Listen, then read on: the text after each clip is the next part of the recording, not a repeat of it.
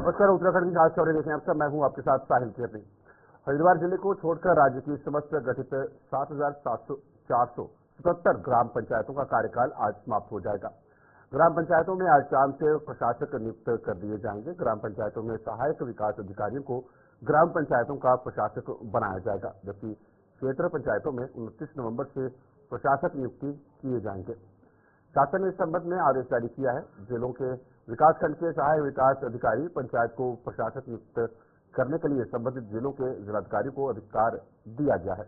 DM की ओर से नियुक्त प्रशासक निर्वाचित ग्राम पंचायत के कार्यकाल की समाप्ति पर ग्रहण करेंगे और नीतिगत निर्णय नहीं लेंगे एवं सामान्य रूटीन कार्यों को ही कर सकेंगे।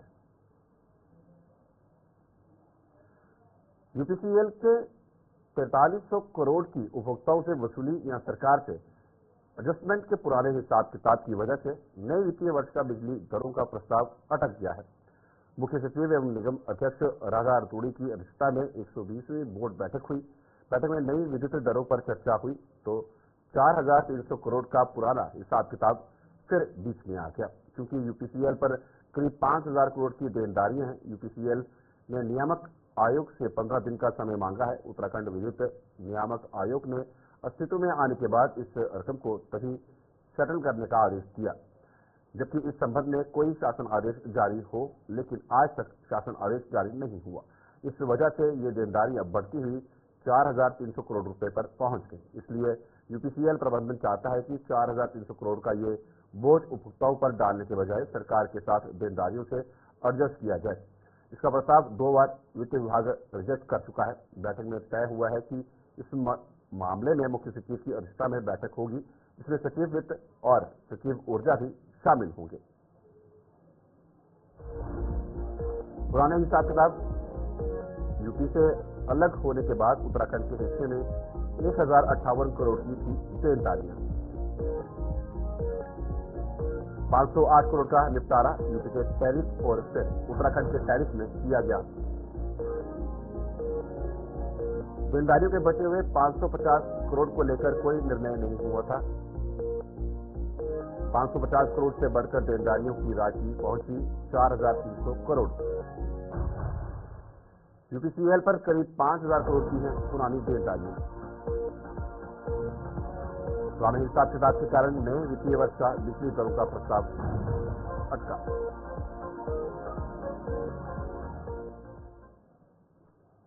उत्तराखंड के नवनियुक्त डीजीपी दीपम सेठ ने पुलिस मुख्यालय में वरिष्ठ पुलिस अधिकारियों की बैठक ली। बैठक में नए आपराधिक कानून के प्रभावी क्रियान्वयन के न्याय प्रक्रिया की आवश्यकताओं के अंतर्गत मशीन, उपकरण एवं संयंत्रों की आवश्यकता एवं आंकलन के संबंध में चर्चा की गई। इस दौरान उन्होंने अधिकारियों को जरूरी निर्देश दिए हैं। डीजीपी ने नए उपकरणों के लिए एक प्रस्ताव तैयार करने, आमजन को नए आपराधिक कानून के संबंध में जागरूक करने के लिए जागरूकता कार्यक्रम आयोजित करने के साथ ही कोर्ट में आमजन की वीडियो कॉन्फ्रेंसिंग के जरिए गवाही कराने की प्रक्रिया हाई कोर्ट से जारी दिशा निर्देशों के तहत और इसके लिए जिलावार स्थान चिन्हित करने के साथ ही एसओपी बनाने के निर्देश दिए हैं। प्रदेश के नवनियुक्त शिक्षकों में से अमूमन शिक्षकों को पहाड़ी क्षेत्रों में जाने की दिलचस्पी देखने को नहीं मिल रही है, जिसकी वजह से वो काउंसलिंग के बार कार्यभार ग्रहण नहीं कर रहे हैं। इस बात पर उत्तराखंड की डीजी शिक्षा झरना कमठान ने कहा कि बेसिक शिक्षकों 2906 पदों पर काउंसलिंग चल रही थी, जिसमें 4 स्तरों की काउंसलिंग होने के बाद 600 पद पर नियुक्ति होना बाकी है। उन्होंने कहा कि शिक्षकों की ज्वाइनिंग की स्थिति स्पष्ट होगी तो उसी के बाद 5वें स्तर की काउंसलिंग होगी। में लगभग 2906 के करीब पद थे बेसिक टीचर्स के, जिसपे नियुक्ति की प्रक्रिया चल रही थी। तो इसमें 4 स्तर की काउंसलिंग हो गई है और लगभग 600 के करीब पद अभी हमारे बचे हैं। तो उसमें जो लास्ट लेवल की काउंसलिंग हुई थी उसमें टीचर्स को टाइम दिया गया है ज्वाइन करने का। तो 25 नवंबर के बाद इसमें स्थिति थोड़ा स्पष्ट होगी कि कितने टीचर्स ने कार्यभार ग्रहण कर लिया है और उसके बाद जो पदों की स्थिति स्पष्ट हो जाएगी कि कितने पद हमारे खाली भरते हैं, फिर हम स्टेट लेवल पे जो है 6th लेवल की काउंसलिंग करेंगे। तो उसमें क्योंकि ऑप्शन रहता है कि कई अभ्यर्थी जो है 2 या 2 से अधिक जनपदों में भी अप्लाई करते हैं, तो जहां मेरिट के हिसाब से उनका आ जाता है या जो उनके लिए कन्वीनियंट होता है वहां पे वो ज्वाइन करते हैं। तो विकल्प उनके पास रहता है, लेकिन हम अंतिम जो काउंसलिंग करेंगे उससे पहले हम ये ऑप्शन कर देंगे कि चक्राता वन प्रभाग के आसन कंजर्वेशन झील में विदेशी मेहमान यानी साइबेरियन पक्षियों का आगमन शुरू हो गया है। आपको बता दें कि विकासनगर के ढालीपुर आसन कंजर्वेशन रिजर्व में अक्टूबर माह के प्रथम सप्ताह से ही विदेशी पक्षियों का आना शुरू हो जाता है। ये विदेशी पक्षी मार्च महीने तक अपना आशियाना आसन झील में बनाए रखते हैं। इस दौरान पक्षी प्रेमी और अन्य प्रदेशों से आए पर्यटक इनका दीदार करने के लिए आसान झील पर पहुंचते हैं और बड़ी संख्या में सैलानी उन्हें अपने कैमरे में कैद करते हैं।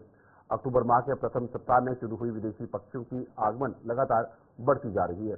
इन दिनों पंजाब, हरियाणा, दिल्ली, चंडीगढ़, मुंबई व अन्य राज्यों से पर्यटकों का आसन कंजर्वेशन झील पर पहुंचने का सिलसिला शुरू हो गया है, जो विदेशी पक्षियों का नजदीकी से दीदार कर रहे हैं। प्रतिवर्ष आसन कंजर्वेशन में पक्षियों को देखने पक्षी प्रेमी आते हैं। आसन झील विदेशी मेहमान से गुलजार। 17 से 18 लेकर 18 प्रजाति के प्रवासी पक्षी पहुंचे आसन झील। रूडी, शेल्डक, गढ़वाल, मुलार, नॉर्दर्न सिंड्रेस प्रजाति शामिल।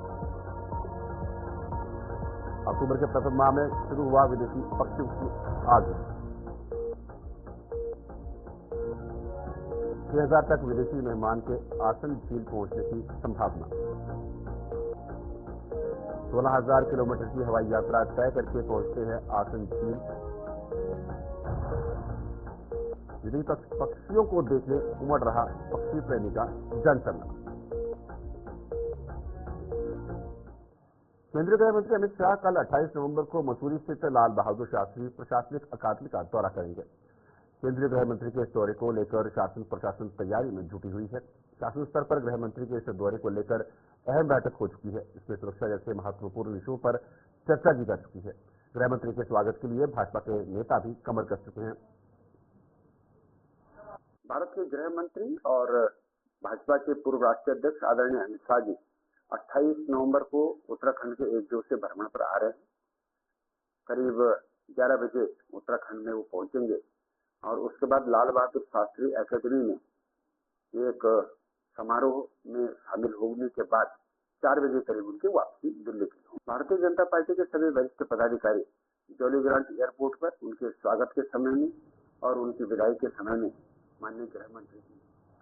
प्रदेश भर में युवाओं द्वारा विभिन्न क्षेत्रों में किए जा रहे उत्कृष्ट कार्यों को देखते हुए राजधानी देहरादून के संस्कृति विभाग प्रेक्षागृह में युवा आह्वान संस्था द्वारा युवा सम्मान समारोह का आयोजन किया गया, जिसमें उत्तराखंड के लोकप्रिय गढ़वाली लोक गायक सौरभ मैठानी विशिष्ट अतिथि के तौर पर शामिल हुए।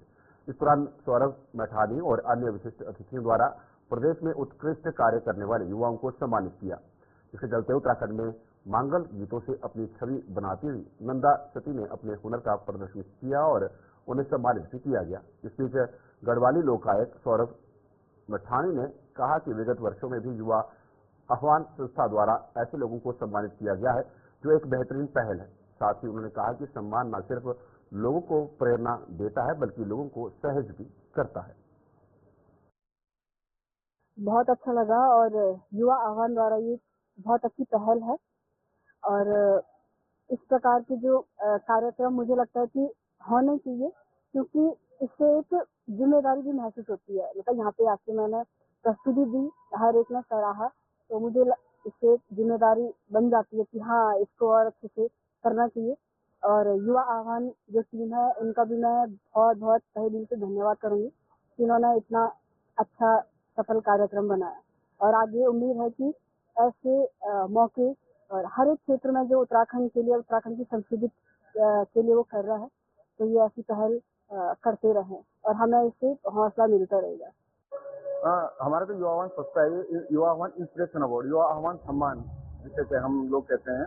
और हम जो एक कार्यक्रम करवाया जाता है जिसमें हम उत्तराखंड के अनसंग हीरोज को ढूंढते हैं जो अपने क्षेत्र में काम अच्छा कर रहे हैं लेकिन उनको कोई जानता नहीं है। इसमें अलग अलग सेक्टर हैं, जैसे हेल्थ है, एग्रीकल्चर है, हॉर्टिकल्चर है, सामाजिक में है, सोशल लाइफ में, और लोग जैसे अभी एक गाना चल ही रहा था तो लोग नृत्य पे देते हैं। लगभग 15 कैटेगरी हमारे, हम 15 तो कई बार हमें ऐसा होता है कि 2 लोग अच्छे काम कर रहे हैं तो हम बहुत ज्यादा तो नहीं करते लेकिन 15 से 16 अवार्ड हम लोग करते हैं। देखिए जो आह्वान की तरफ से बहुत अच्छी पहल है और विगत वर्षों में भी उन्होंने जो अपने अपने कार्य क्षेत्र में अच्छा कार्य कर रहे हैं या समाज के लिए अच्छा कार्य कर रहे हैं, चाहे वो स्वास्थ्य का हो, चाहे वो संस्कृति का क्षेत्र हो, चाहे साहित्य का क्षेत्र हो, उन्होंने सम्मानित करने के प्रयास किया है। और मुझे लगता है कि सम्मान केवल एक प्रेरणा नहीं देता है, वो समाज को भी सजग करता है और लोगों को सजग करता है कि आप भी एक अच्छा काम करिए जिस कार्य क्षेत्र में आप हैं, ताकि आप भी उस सम्मान के अधिकारी भविष्य में बने। तो संयुक्त किसान मोर्चा के आह्वान पर किसानों ने डोईवाला में अपनी मांगों को लेकर प्रदर्शन किया। इस दौरान किसानों ने एमएसपी गारंटी की मांग के साथ ही गन्ना मूल्य घोषित करने और आवारा पशुओं व जंगली जानवरों से फसलों की सुरक्षा की मांग को लेकर डोईवाला तहसील में प्रदर्शन कर प्रधानमंत्री के नाम तहसीलदार के माध्यम ज्ञापन सौंपा। आपको बता दें कि पिछले 21 नवंबर को डोईवाला चीनी मिल में पराई सत्र का शुभारंभ किया गया था, परंतु गन्ना मूल्य अभी तक घोषित नहीं किया गया। इसको लेकर किसानों में नाराजगी है और किसान सरकार से 500 रुपए प्रति क्विंटल गन्ने मूल्य की मांग कर रहे हैं। इसके साथ ही हमारी प्रमुख मांग तो एमएसपी की है, मिनिमम सपोर्ट प्राइस की। उसके बाद हमारा गन्ने का मूल्य है, गन्ने की रेट की है। हम लगातार मांग करते आ रहे हैं कि हमें गन्ने का रेट 500 रुपए प्रति क्विंटल दिया जाए, लेकिन सरकार उसके ऊपर कभी ध्यान नहीं दे रही और ना ही उन्होंने अभी तक हमारे गन्ने का रेट डिक्लेयर किया है। और मिल शुरू हो चुकी हैं, सारी मिलें शुरू हो गई हैं और पर्ची के ऊपर 0-0 लिखा जा रहा है रेट की जगह पे। तो ये हमारी मुख्य मांग तो यही है। और उसके साथ में एक और मांग है हमारी जंगली जानवरों से फसल को हो रहे नुकसान की। उसमें सबसे बड़ी दिक्कत है कि जब हम पहले तो सरकार कोई इंतजाम नहीं कर रही कि जंगली जानवर खेतों में ना आए, और अगर आते हैं तो उसका मुआवजा हमें दे, हमारे नुकसान का जो मुआवजा दिया जाए। लेकिन सरकार मुआवजा हमें इतना कम मुआवजा मिल रहा है, जैसे ऊँट के मुंह में कहावत है, ऊँट के मुंह में जीरा, वो वाला है। अगर मुआवजा देना तो मुआवजा बढ़ाया जाए जिससे हमारी जो नुकसान हुआ है उसकी पूर्ति हो सके। और एक आवारा पशुओं का बहुत बड़ी समस्या है जो सुलझ पा रही है, उसके लिए भी हम ये आंदोलन कर रहे हैं। और लास्ट में हमारी एक मांग है बिजली के बिल की। बिजली का बिल जो पहले जब आंदोलन चल रहा था उस टाइम 2020 में एक बिल लेके आए थे, आंदोलन के कारण वो सरकार उस बिल को संसद में लेके नहीं आई। लेकिन अभी एक प्रस्तावित बिल है 2022 में, उन्होंने फिर उसी बिल को दोबारा से लेके आ रही है और उसका प्रस्ताव है स्टैंडिंग कमेटी को गया हुआ है। हमारी मांग है कि उस बिल को निरस्त किया जाए, उस बिल को वापस लिया जाए, उस बिल को ना लेके आए। हाँ, मेरे को संयुक्त किसान मोर्चा डोईवाला वालों ने एक ज्ञापन दिया है जिसमें गन्ना का समर्थन मूल्य और अन्य कुछ मांगे हैं। प्रधानमंत्री को संबोधित है, तो आपका जो ज्ञापन है वो जो हमारी नियत प्रक्रिया है शासन के माध्यम से संबंधित पक्ष तक पहुंचा दिया जाएगा। और बारिश न होने के कारण देश का अन्नदाता बेहद परेशान है। उधम सिंह नगर में बारिश ने न होने से गेहूं बुआई में काफी देर हो रही है। जहां गेहूं की फसल की बुआई अब से 20 दिन पहले हो जानी चाहिए थी, लेकिन बारिश न होने से किसानों को खुद पलेवा कर गेहूं की बुआई कर रहे हैं, जिस कारण गेहूं की फसल लेट हो गई है। किसानों की माने तो पूरे साल बारिश कम हुई है। इस समय गेहूं की बुआई चल रही है। बुआई से पहले पलेवा किसान खुद कर रहे हैं, जिस कारण गेहूं की बुआई 10 से 15 दिन लेट हो गई है। कि फसल की बुआई चल रही है। मेरा रामलाल है। बारिश तो हो ही नहीं है, पलेवा होता तो गेहूं भी जल्दी आ जाती। फसल लेट हो गई है बारिश की वजह से। 15 से 20 दिन बारिश लेट हो गई है। नुकसान का 50% नुकसान तो हो ही गया। फसल लेट हो रही ना बारिश की वजह से। बारिश होगी तो पलेवा होगा भी। बहुत जगह तो जहाँ पानी है ही नहीं, सिंचाई नहीं है। बारिश इस साल औसतन कम हुआ है, लेकिन किसान को समय समय पर बारिश चाहिए है। यानी कि फसल ज़्यादा धान की फसल में तो ज़्यादा बारिश होनी चाहिए। और इस टाइम गेहूं की बुआई चल रही है। लोगों को आपकी जो पलेवा है जो खेत में गेहूं बोने से पहले करते हैं वो खुद करा है उन्होंने। बारिश की वजह से नहीं हो पाया आपकी।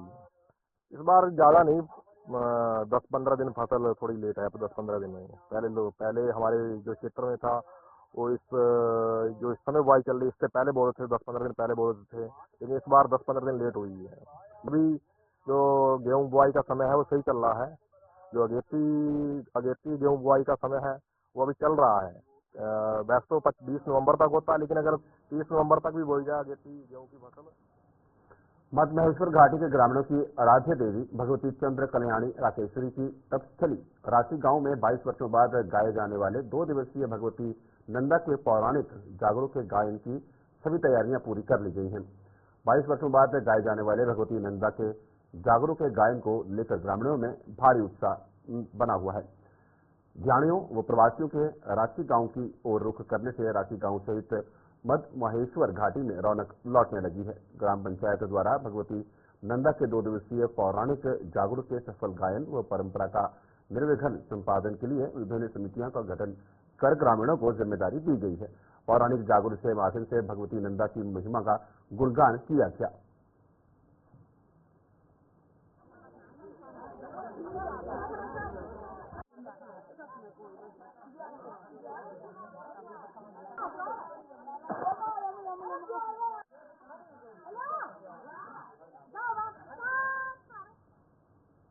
देहरादून के पलटन बाजार में पगड़ी को लेकर दुकानदार और खरीदार के बीच विवाद हुआ। आपको बता दें कि यह विवाद पगड़ी खरीदने में मोल भाव को लेकर हुआ था। वहीं देहरादून में एसएसपी अजय सिंह ने कहा कि कल पलटन बाजार में दुकानदार और ग्राहक के बीच पगड़ी खरीदने को लेकर उपजे विवाद के बाद स्थिति गंभीर हो गई थी, लेकिन मौके पर पुलिस ने स्थिति को नियंत्रण में किया। उन्होंने कहा कि जहां तक बात तलवार की सामने आ रही है, वे खिलौने वाली तलवार थी।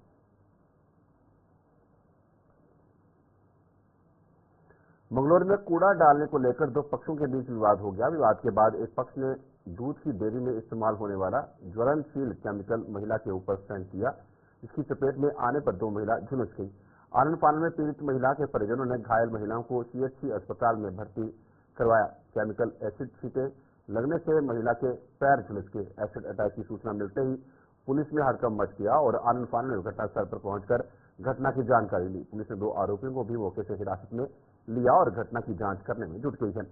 वहीं सीओ विवेक कुमार ने बताया कि पूरी घटना की जानकारी पुलिस ले रही है। दूध की डेयरी में इस्तेमाल होने वाले केमिकल फेंका गया है, जिससे कुछ महिलाओं को छींटे लगी हैं। घटना के दोषियों के खिलाफ सख्त कार्रवाई की जाएगी। झाड़ू झूड़ू के ऊपर कोई बात है, बच्चों के साथ में मेरी भतीजी झाड़ू दे रही थी। उसके बाद में ये आए, इन्होंने लटबाजी करी, पूरी औरतों को मारा था। यूसुफ का और उसका लड़का अनस का और एक उसका लड़का भी हुआ और एक आरिफ था। इन्होंने करा और इनकी औरतों ने पूरा जल्लूस बना के पूरा मारा उनको, मेरी लड़की को, और फिर अंदर पहले डंडा बजा गया वो यूसुफ का लड़का और यूसुफ और उसका भाई आरिफ।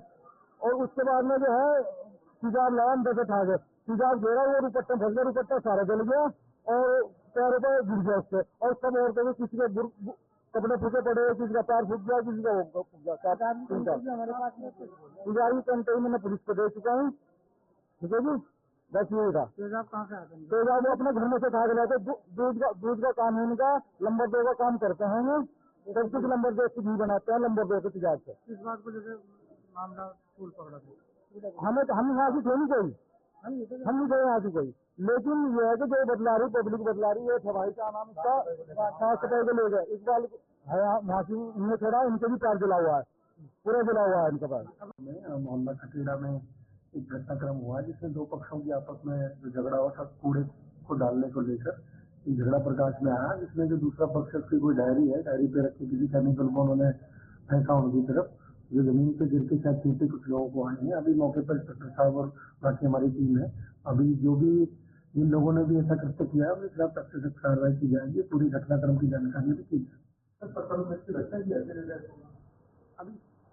हेलंग मारवाड़ी बाईपास पर विस्फोट सहित अन्य कार्यों पर नजर रखने के लिए बीआरओ ने कर दिए हैं। पिछले दिनों मारवाड़ी बाईपास पर कटिंग के दौरान विस्फोट करने का वीडियो सोशल मीडिया पर वायरल हुआ था, जिसको देखते हुए सेलक के ग्रामीण जोशीमठ बचाओ संघर्ष समिति को बीआरओ के द्वार संयुक्त निरीक्षण किया गया, लेकिन विस्फोट के सबूत नहीं मिले। कार्यदायी संस्था पर नजर रखने के लिए बीआरओ ने 2 जवानों की तैनाती की है।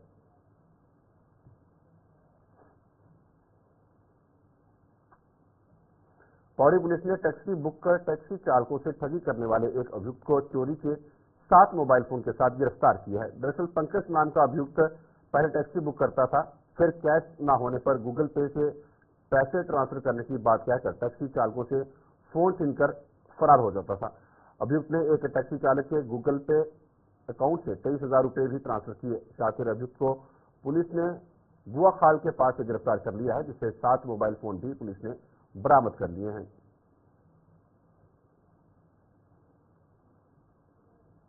जसपुर कोतवाली अंतर्गत देर रात बीएसपी इंटर कॉलेज के करीब अनियंत्रित होकर एक कार पलट गई। कार में सवार 5 लोगों में से 3 की मौके पर ही दर्दनाक मौत होगी। इस घटना की सूचना मिलने के बाद जसपुर कोतवाल जगदीश धकरियाल पुलिस फोर्स के साथ घटना पर स्थल पर पहुंचे और घायलों को अस्पताल पहुंचाया। मृतकों की पहचान शाहरुख, आमिर और खालिद निवासी चांद मस्जिद रहमत नगर जसपुर के रूप में की गई है। उत्तराखंड में लगातार हो रहे हादसों ने पूरे उत्तराखंड को ही नहीं बल्कि पूरे देश को हिलाकर रख दिया है, क्योंकि पिछले 1 महीने की बात करें तो सड़क हादसों में सैकड़ों मौतें हो चुकी हैं। वहीं अब परिवहन विभाग हादसों को लेकर सख्त होता हुआ नजर आ रहा है, क्योंकि परिवहन अधिकारी सुनील कुमार शर्मा की माने तो उनका कहना है कि हमारी राजधानी देहरादून में 5 टीम और हरिद्वार में 3 टीम चेकिंग अभियान पर लगी हुई है, जो 24 घंटे चेकिंग कर रहे हैं और खासकर देर रात शराब पीकर वाहन चलाने वालों के खिलाफ सख्त अभियान चलाया गया है। यदि कोई भी व्यक्ति शराब पीकर वाहन चलाता हुआ पकड़ा जाता है तो उसे सीधा जेल का रास्ता दिखाया जा रहा है। इसके साथ ही उन्होंने बताया कि हम लगातार जागरूकता अभियान के रूप में तमाम स्कूलों, कॉलेजों में भी गोष्ठी कर रहे हैं। देखिए, जो हमारे देहरादून संभाग के अंदर मेनली शहरी क्षेत्र है, जैसे देहरादून और हरिद्वार, ये देखा जा रहा है कि काफ़ी संख्या में सड़क हादसे हो रहे हैं और उसको लेकर परिवहन विभाग बहुत ज़्यादा गंभीर है। और परिवहन विभाग ने अपनी एक स्ट्रेटजी बनाई है, जिसके अंतर्गत हम लोग 2 चीज़ों पर ध्यान दे रहे हैं। एक तो इन्फोर्समेंट, वो भी ऐसे समय में जबकि गाड़ियों की संख्या ज़्यादा होती है, या ऐसे समय में जब तेज रफ्तार से गाड़ी चलाने की स्थिति या बहुत ज़्यादा उम्मीद होती है। उसको देखते हुए जो हमारी 5 इन्फोर्समेंट टीम्स हैं देहरादून के अंदर और 3 इन्फोर्समेंट टीम है हरिद्वार शहर के अंदर, उनके द्वारा दिन में और रात में लगातार चेकिंग करी जा रही है। हम लोगों ने टाइम शेड्यूल बनाया हुआ है। हमारी 3 टीम दिन में चेकिंग करती है और 2 टीम रात में चेकिंग करती है। और हमारे द्वारा विशेष तौर पर अल्कोहल की टेस्टिंग की जा रही है। कोई भी व्यक्ति अगर अल्कोहल पीकर या किसी नशे की हालत में वाहन चला रहा है तो उसको तुरंत जेल भेजा जा रहा है। इसके अलावा ये भी देखा जा रहा है कि कुछ कम उम्र के जो लोग हैं, जैसे स्टूडेंट हैं, देहरादून जिले में बढ़ती सड़क दुर्घटनाओं को देखते हुए देहरादून एसएसपी अजय सिंह सड़क पर उतरे। उन्होंने आशा रोड़ी, पंडितवाड़ी, नंदा की चौकी समेत तमाम क्षेत्रों में सड़कों के बॉटल नेक पर निरीक्षण करते हुए सुधार के निर्देश दिए। इस मौके पर नंदा की चौकी क्षेत्र में कुछ युवा बिना हेलमेट तेज रफ्तार बाइक चलाते मिले। एसएसपी ने यातायात नियमों के पालन की हिदायत देकर चालान कराए। एसएसपी दून दिल्ली एक्सप्रेसवे के समापन पॉइंट आशा रोड भी पहुंचे। यहाँ एक्सप्रेसवे से आने वाले वाहनों के दबाव का आंकलन किया। इसके अलावा पंडितवाड़ी और नंदा की चौकी में बॉटलनेक और दुर्घटना संभावित क्षेत्रों का निरीक्षण कर सड़क दुर्घटनाओं पर अंकुश लगाने के लिए प्रभावी कार्रवाई के निर्देश दिए। रिफ्लेक्टर और साइन बोर्ड लगाने को कहा। अधिकारियों को सभी शिक्षण संस्थानों के प्रबंधकों के साथ समन्वय बनाकर छात्रों को यातायात नियमों के प्रति जागरूक करने को भी कहा है। देखिए, विगत कुछ दिनों में काफी सारे दर्दनाक हादसे हुए, जिसमें खासकर देखा गया कि ओवर स्पीडिंग एक इसका बहुत बड़ा कारण रहा है। इसके देखते हुए अभी जो रोड सेफ्टी कमेटी की जो बैठक जिलाधिकारी की अध्यक्षता में हुई थी, उसमें भी हमने सभी विभागों ने जो मतलब इनपुट दिए थे, तो पुलिस विभाग की तरफ से जो स्टॉप लाइन है या बैरियर ऐसे जो ब्रेकर्स बन रहे हैं, इस तरह के सुझाव को दिया गया था। जो टेकअप हुआ था और जो शहर में विभिन्न जो चौराहे हैं वहाँ पर भी लगाए जा रहे हैं। और साथ ही साथ ऐसे कुछ बॉटलनेक भी बताए गए थे जहाँ पर एक्सीडेंट होने की संभावनाएं ज़्यादा है, उसके लिए भी निवारण के लिए संबंधित विभाग को निर्देश दिया गया। खासकर आपने देखा होगा सैरोड़ी पर भी एक एक्सीडेंट हुआ था बॉर्डर पर, तो वहाँ के जो रोड अलाइनमेंट है उसको लेकर भी और साथ ही साथ वहाँ पर प्रकाश व्यवस्था भी हो जाए और रिफ्लेक्टर्स लग जाए, तो रिफ्लेक्टर्स वगैरह लग जाए, प्रकाश व्यवस्था भी वहाँ पर सुचारू रूप से व्यवस्था बनाई जा रही है। साथ ही साथ एक दो और प्रपोजल है नंदा की चौकी और जहाँ पर ज़्यादा एक्सीडेंट होने की संभावना है, स्टूडेंट काफ़ी मात्रा में रहते हैं, या प्रेम नगर साइड में भी है, वहाँ भी विजिट किया गया। और जो भी चीज़ें हमें लग रहा है कि जरूरी है संबंधित विभाग से कोऑर्डिनेशन के बाद करने से कुछ बेहतर हो सकता है, तो उसमें भी हम संबंधित विभाग को बता रहे हैं और ऑन साइट विजिट के बाद उनको नोट भी करा रहे हैं। साथ ही साथ ओवर स्पीडिंग और ड्रंकन ड्राइविंग पर लगातार जो पुलिस का अभियान वो चल रहा है। कल देर रात गुरुस्थान पर खबरों का सिलसिला ये चलता रहेगा। फिलहाल उत्तराखंड की खास खबरों में इतना ही। दीजिए नमस्कार।